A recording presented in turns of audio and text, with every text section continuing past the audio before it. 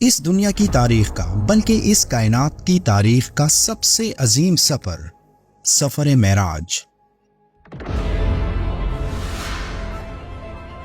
جس میں آپ صلی اللہ علیہ وآلہ وسلم نے وقت کے انتہائی قلیل وقت میں آسمانوں کا سفر کیا۔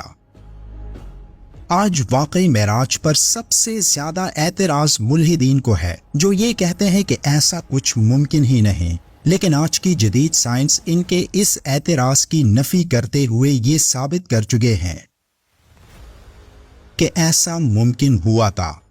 حضرت موسیٰ علیہ السلام نے جب اللہ کو دیکھنے کی خواہش کی تو اللہ نے فرمایا کہ اس سامنے پہاڑ کو دیکھ، میں اس پر اپنا جلوہ ڈالوں گا، اگر یہ پہاڑ کڑا رہا تو تم مجھے دیکھ پاؤ گے۔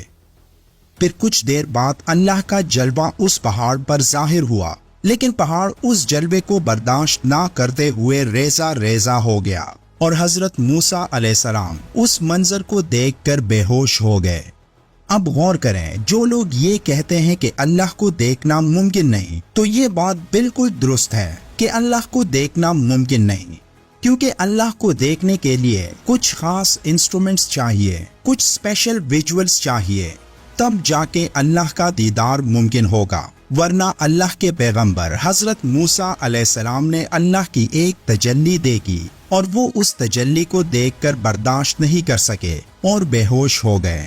اب وہ ایکوپمنٹس یا ویژول اس وقت لگائے گئے جب حضرت محمد صلی اللہ علیہ وآلہ وسلم کے پاس ایک رات حضرت جبرائیل علیہ السلام تشریف لائیں، جب آپ کے سینے مبارک کو کھولا گیا اور ان کے دل مبارک کو زمزم سے دھویا گیا، جب آپ نے ارشاد فرمایا کہ اس وقت میرے سینے کو حکمت اور علم سے بھر دیا گیا، یعنی آپ صلی اللہ علیہ وآلہ وسلم کو اللہ کے دیدار سے پہلے اس قابل بنایا گیا کہ وہ کائنات کے اس عظیم سفر کو برداشت کر سکیں۔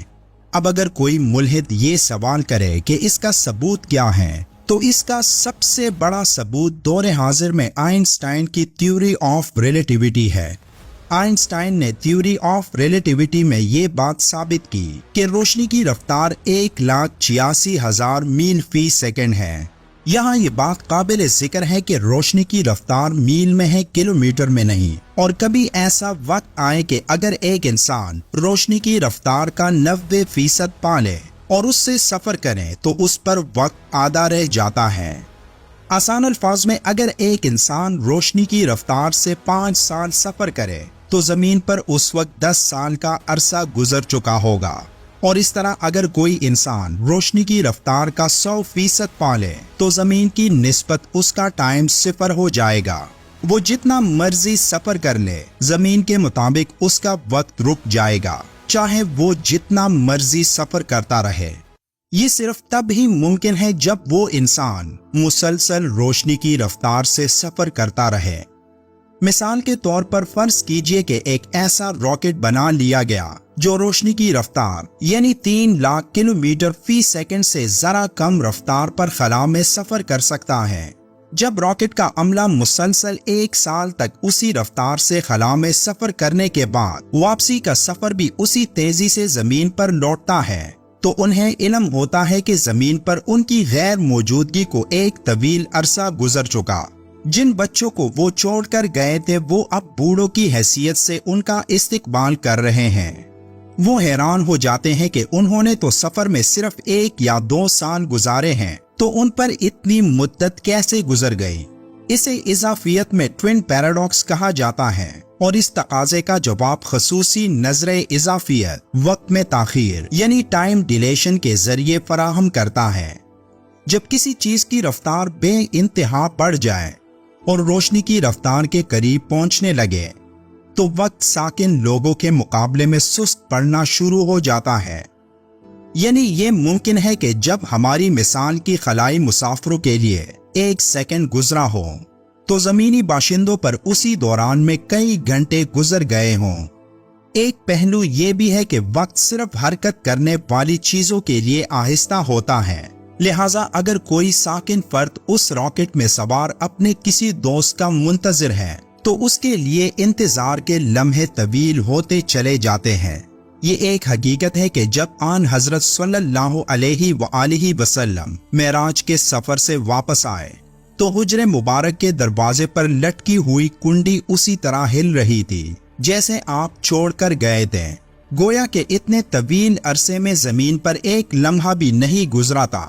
اس کے ساتھ ساتھ اگر خصوصی نظر اضافیت کو مد نظر رکھتے ہوئے اس واقعے کی حقانیت کو جاننے کی کوشش کریں تو معلوم ہوگا کہ اصل میں زمین پر آن حضرت صلی اللہ علیہ وآلہ وسلم کی غیر موجودگی میں کئی برس گزر جانے چاہیے تھے، لیکن ایسا نہیں ہوا۔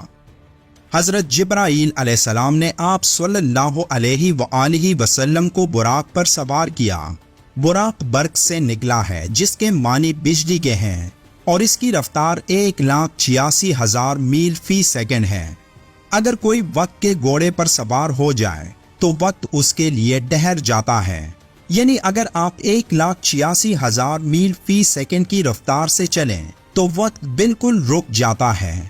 حالانکہ وہ آدمی اپنے آپ کو چلتا ہوا محسوس کرے گا، لیکن کائنات اس کے لیے وہی تھم جاتی ہے جب اس نے وقت اور فاصلے کو قابو میں کر لیا ہو، اور جو ہی وہ وقت کے گھوڑے سے اترے گا تو وقت کی گھڑی پھر سے ٹک ٹک شروع کر دے گی۔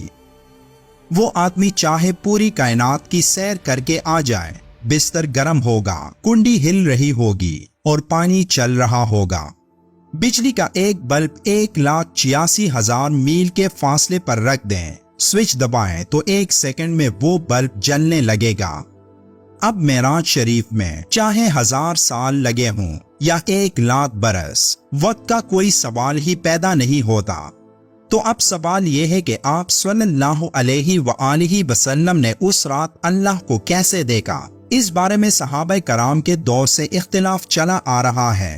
بعض صحابہ کی رائے یہ ہے کہ حضور صلی اللہ علیہ وآلہ وسلم نے اللہ تعالیٰ کو اپنی ان آنکھوں سے نہیں دیکھا۔ ان کی دلیل قرآن کریم کی یہ آیت ہے کہ نگاہیں اس کا احاطہ نہیں کر سکتی، لیکن اکثریت صحابہ اور تابعین کی رائے یہی ہے کہ حضور صلی اللہ علیہ وآلہ وسلم نے جسمانی آنکھوں سے بھی اور دل کی آنکھوں سے بھی اللہ تعالیٰ کو دیکھا، کیونکہ خود آپ صلی اللہ علیہ وآلہ وسلم سے پوچھا گیا کہ کیا آپ نے اپنے رب کو دیکھا؟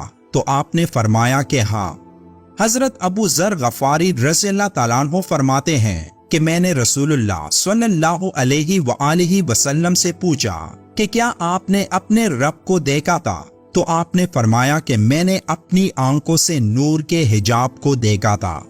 رسول اللہ کا اللہ کو دیکھنے کا سب سے بڑا ثبوت قرآن خود ہے، جہاں سورہ النجم کی آیت نمبر 17 اور 18 میں اللہ فرماتا ہے، اور ان کی آنکھ نہ کسی اور طرف مائل ہوئی اور نہ حد سے بڑی، جس کو تکنا تھا اسی پر جمی رہی۔ بے شک انہوں نے معراج کی شب اپنے رب کی بڑی نشانیاں دیکھی۔